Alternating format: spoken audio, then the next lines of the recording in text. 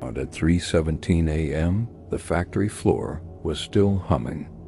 Machines ran. Conveyor belts moved.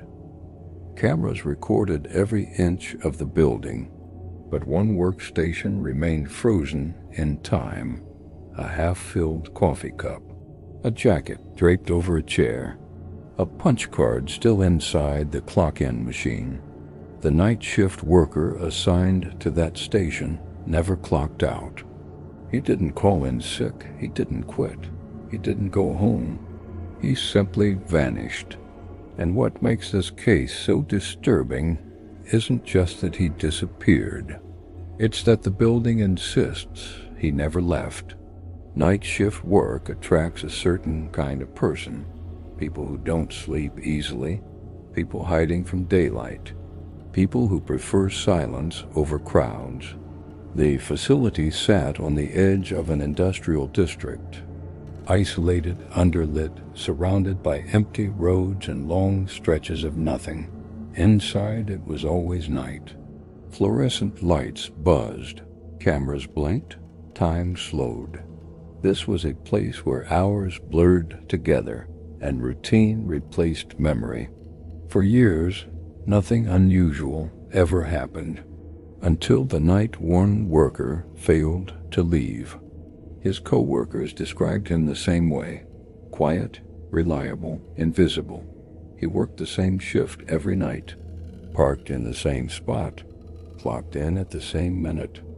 No enemies, no drama, no signs of trouble. He lived alone, paid his rent, showed up early, the kind of person who disappears easily because no one is really watching. On the night he vanished, nothing appeared different.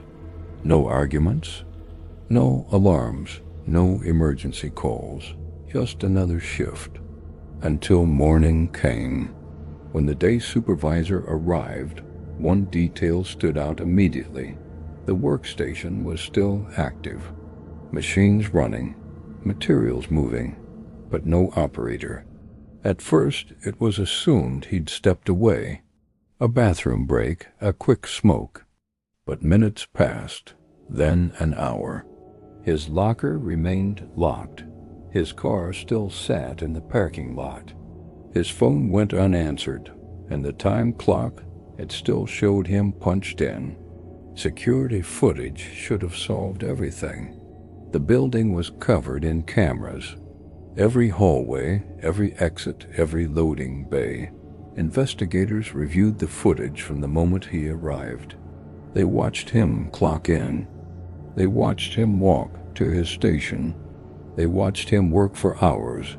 And then, nothing. At no point did the footage show him leaving. No doors opening. No emergency exits triggered. The system reported no blind spots. It was as if the building itself had swallowed him whole. There was one final chilling clip.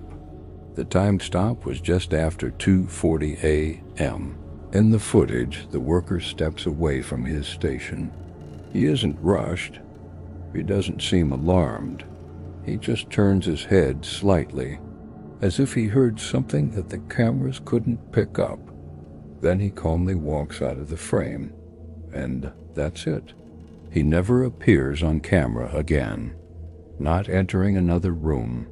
Not passing another lens. Just gone. Police searched the building from top to bottom. They checked the ceilings, the maintenance shafts, the basements, even inside the massive machinery housings. They found nothing, no blood, no signs of a struggle, no damaged equipment that could explain an accident. Canine units were brought in. The dogs tracked his scent with ease, right up to his workstation. And there the trail just stopped cold, as if he had simply ceased to exist at that very spot. Rumors spread through the factory like a virus. Some coworkers said he must have fallen into a piece of machinery and was destroyed beyond recognition, but no machine showed any sign of malfunction or cleanup.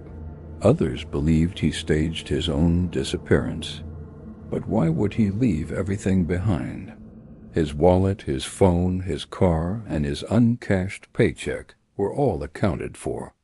A few people, however, whispered darker ideas, that the building wasn't truly empty at night, that strange sounds had been heard for years, footsteps where no one stood, voices crackling over inactive radios, stories that had always been dismissed as overactive imaginations.